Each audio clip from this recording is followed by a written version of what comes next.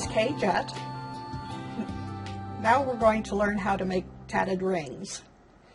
And we'll also be working on an actual edging at the same time.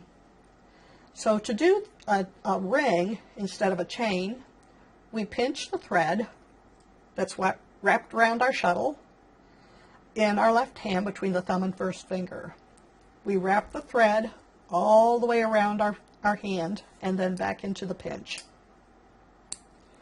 The double stitches are made exactly the same as we did for the chain, just this time we're working all in one color.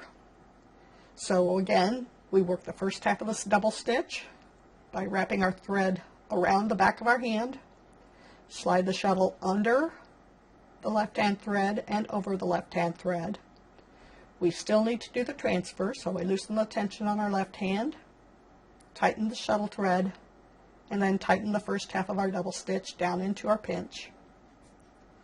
Then the second half is no wrap, but we slide the shuttle over the left hand thread and under the left hand thread. And again, we need to transfer it by loosening the tension on our left hand thread and tightening the shuttle thread. And there's our first double stitch in our first ring. So we'll go ahead and work 3 more double stitches, bringing them down side by side. We have to make sure everything is transferred correctly, otherwise we won't be able to close our ring. So after we have 4 double stitches made, we'll pinch up about 1/4 of an inch and do another double stitch.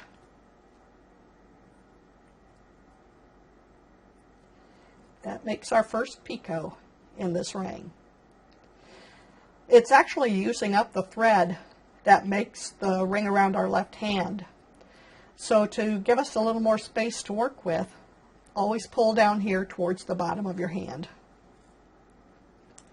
Never pull up here.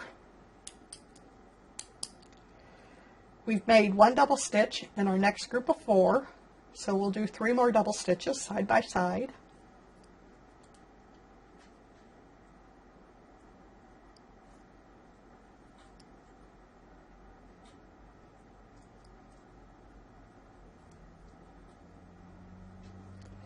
Again, we'll pinch up to leave our picot space.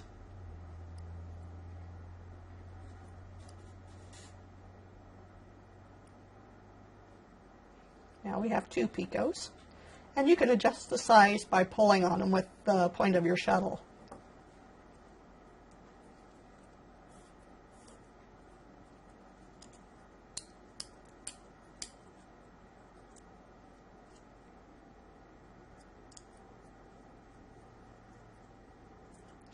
To close our ring, we want to hang on to our double stitches, especially the last ones that we worked, and pull on the shuttle thread.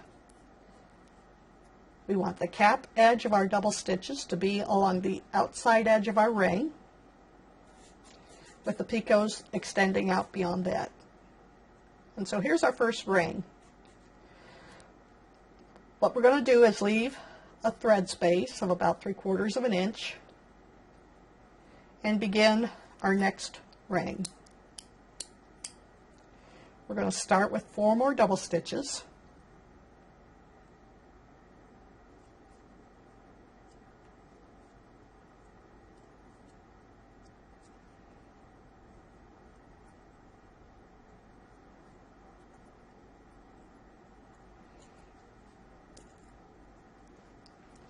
And then our new ring will be joined to our first ring. And we want to join at the last picot that we made. So we're going to lay that last picot on top of the thread that's going around our left hand. We're going to pick up that thread with the tip of our shuttle, and once we draw a loop through that 3rd picot from the first ring, we can continue to slide the shuttle through, and then we'll tighten it down. We only want to bring the picot down to touch the second ring. We don't want to wrap this picot around our core thread. Once we do that joining motion, I finish up with a second half of the double stitch, and that counts as my first double stitch in my next group of 4. So then I follow up with 3 more double stitches.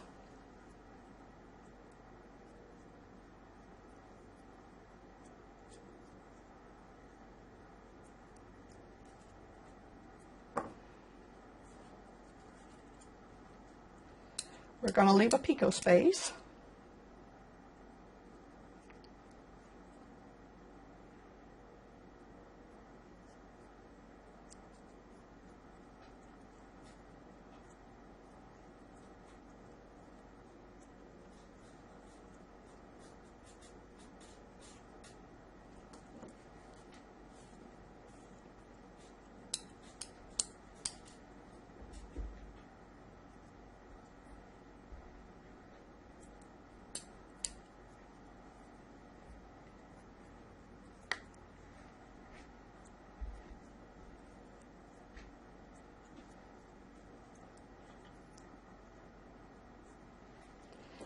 Now you might find we've only made 2 picots on this ring, even though we made 3 on the first.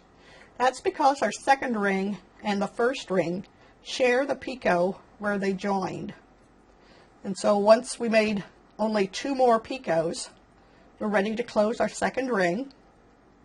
We hold the double stitches, especially the last few that we worked, and pull on the shuttle thread. We want to make sure that ring gets closed all the way.